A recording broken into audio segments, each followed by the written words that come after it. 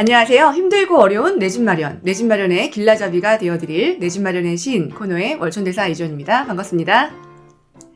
오늘은요, 매물 절벽, 중개사 말 믿어도 되나? 에 대한 주제를 갖고 한번 와봤는데요. 이게 무슨 얘기냐면 요즘에 그 집 구하러 가시면 현장에 정말 물건이 없잖아요.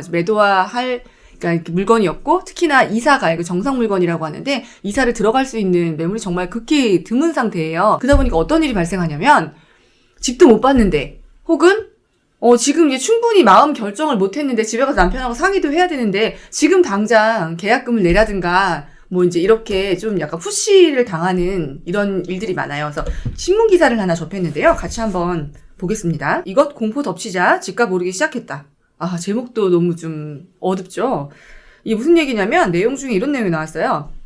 그러나 그는 자신의 결심이 너무 늦은 걸 깨달았다. 쭉쭉 오르는 집값은 둘째치고 매물 자체가 없었기 때문이다. 오늘 중으로 계약금을 안 넣으면 이거 없어요. 라는 중개인의 말에 윽박지르기용 허세가 아니었다. 인터넷에 올라온 매물은 오후가 되면 사라지고 없었다. 김 씨는 하루 종일 부동산 매물을 새로 고침을 누르며 업무 시간 틈틈이 전화를 걸고 있다.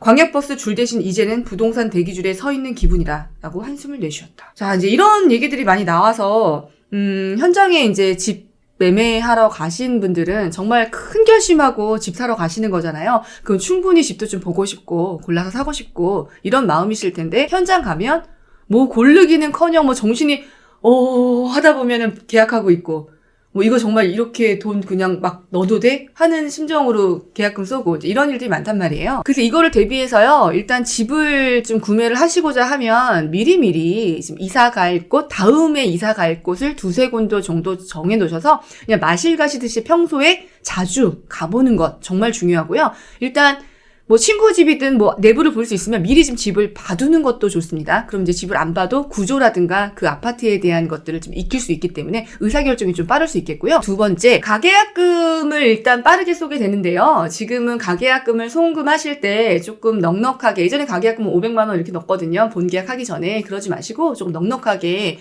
좀 집값에 거의 뭐 계약금 쪼가 되는 정도로 넣으시는 것이 좋을 것 같고요. 일단 안전장치로 가계약 하시고 나면 본계약을 적어도 3일 안에 빠르면 빠를수록 좋습니다. 본계약을 좀 빨리 계약하시는 것이 좋고 이 가계약금이라고 하는 것은 왜 가계약금이란 말을 쓰냐면 본계약서는 만나서 이렇게 계약서 문구를 쓰잖아요. 근데 이제 만나기 전에 일단 이렇게 좀 걸어놓고 만나서 나머지 계약금도 넣고 이렇게 나머지 내용들을 이렇게 조율을 하거든요. 근데 지금은 장이 너무 급박하게 돌아가다 보니 배액배상이라고 해서 계약을 파기할 수 있어요. 근데 계약서를 작성하고 난 다음에는 이제 배액배상에 해당이 되는데 이 가계약금에 대한 논란이 되게 설왕설래 하거든요.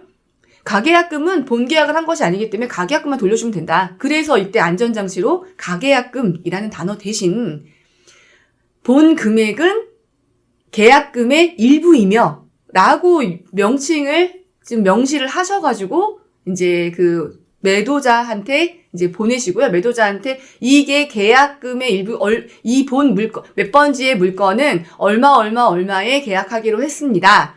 그 계약금의 일부인 얼마를 송금합니다. 계약은 3일 이내에 협의를 통해서 만나서 계약 작성하기로 합니다. 이렇게 이 계약이 체결한다고 하는 그런 내용들을 좀 명시를 하셔가지고 매도자한테 문자를 좀 보내시는 그런 안전장치가 좀 필요합니다. 배액배상을 받게 될 수도 있는데 그럴 경우에 이제 가계약금이라고만 하면 약간 좀 이렇게 좀 설왕설래들이 좀 있어서 2배를 받지 못하고 일단 가는 경우가 있거든요. 가장 안전한 것은 중도금까지 좀 빠르게 치르시는 것이 지금은 좋고요. 중도금까지 치른 것들은 계약 파기를 못하기 때문에 일단 계약금 치르고 나서 중도금이 너무 길면 안 된다. 그다음 또 하나, 본 계약을 쓰시기 전에 반드시 집을 못 보고 사셨거나 급하게 구매하셨을 경우는 관리사무소에 직접 전화를 해보셔야 됩니다.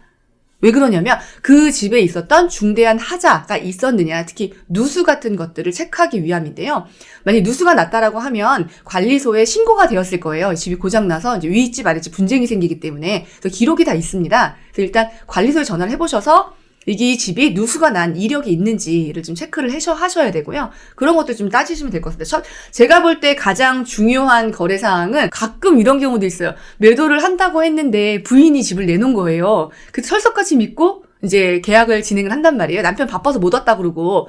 근데 알고 봤더니 이혼을 준비하는 이런 가정이셔가지고 부인이 이제 먼저 집을 매도를 한 거예요. 그러니까 남편분이 나는 이 집 팔려고 내놓은 적 없었다. 라고 이제 나중에 얘기를 하는 거죠. 매도인은 인감이 특별한 인감을 띱니다. 매도인 인감에는 그 매수자 인적사항을 적어서 이게 매도용으로 내가 인감을 띄었다라는 것을 증빙을 해야 되거든요. 이제 그런 협조사항이 있어서 좀 문제가 될 수도 있고, 뭐 풀어나가면 되겠지만 잔금 치르는 과정에 좀 많은 우여곡절이 있을 수 있어요. 이거 말고도 근저당이 너무 과도하게 많이 잡혀있는 물건이다. 만약에 그분이 근저당 말소할 돈이 없으면 난 돈 다 갔는데 근저당 말소를 안 해버리시면 큰일 나잖아요. 그래서 반드시 근저당 말소는 법무사를 끼고 잔금을 치르시게 되면 법무사가 이제 그쪽 말소를 하면서 진행을 하게 되고요. 만약에 전세 낀 물건을 사기 때문에 셀프 등기를 할 거다라고 하면 이럴 때 같은 경우는 반드시 그 말소할 은행 지점에 전화를 하셔가지고 그 지점을 통해서 직접 상환을 그 매수인이 하는 방법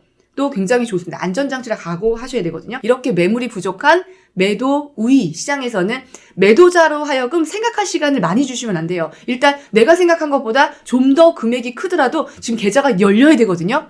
계좌가 열린다는 용어를 쓰는데 요즘 계좌가 자꾸 들어가요. 집 팔 건데 한번 알아봐 주세요. 근데 전화해보면 좀 더 생각해볼게요 하고 매물 거두신단 말이에요. 그 매물을 거두는 이유가 무엇인지 파악하는 게 정말 중요합니다. 이 매도자가 정말 급해서 이사갈 집이 있는데 내놓고 한번 간보는 건지 다른 데서 또 오늘 본 사람이 있어서 비딩을 붙이는 건지 아니면 정말 이 매도자분은 급하지 않은데 집을 내놨다 들었다 놨다 하여튼 상습적으로 하시는 분인지 이런 거를 동네에 있는 그 중개사님 너무 잘 알고 계시거든요. 또 이런 사항들을 좀 잘 파악하셔가지고 이 매물이 정말 팔 물건인지 아닌지 파악하는 게 첫 번째. 그 다음에 두 번째, 공동중개를 하실 경우는요. 공동중개를 하더라도 중개사님하고 원부동산에 같이 가세요. 이럴 때는. 그래서 원부동산 사장님이 주인하고 전화하는 거 직접 보세요.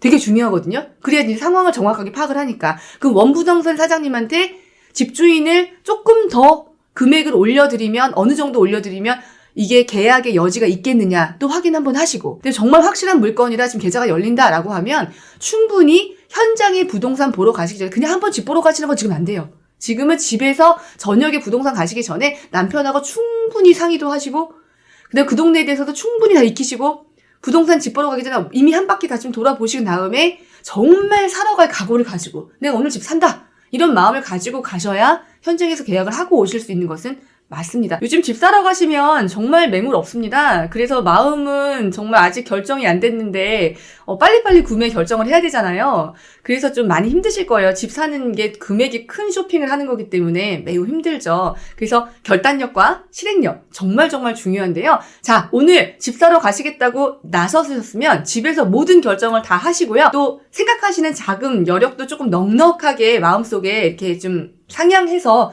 오늘 5천 더 쓴다. 오늘 1억 더 쓴다 생각을 하고 그렇게 마음을 먹고 가시고요. 일단 가시는 상황에서 승부 보시고 오실 것, 계약하고 오실 것 당부드립니다. 왜냐면 하루가 지나고 이틀이 지나면 그 매물은 누군가가 계약을 했고요. 다시 다음 매물은 더 조건이 좋을 거기 때문에 더 비싸집니다. 그 다음 조정기가 올 때까지 어쩔 수 없거든요.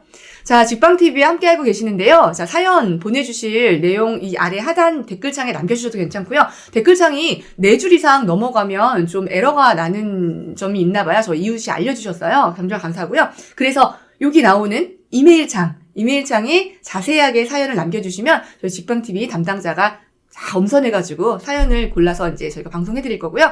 오늘 내용도 좋았으면 좋아요와 구독 많이 눌러주시기 바랍니다. 직방TV는 여러분들의 내 집 마련을 돕고 있습니다. 오늘도 감사합니다.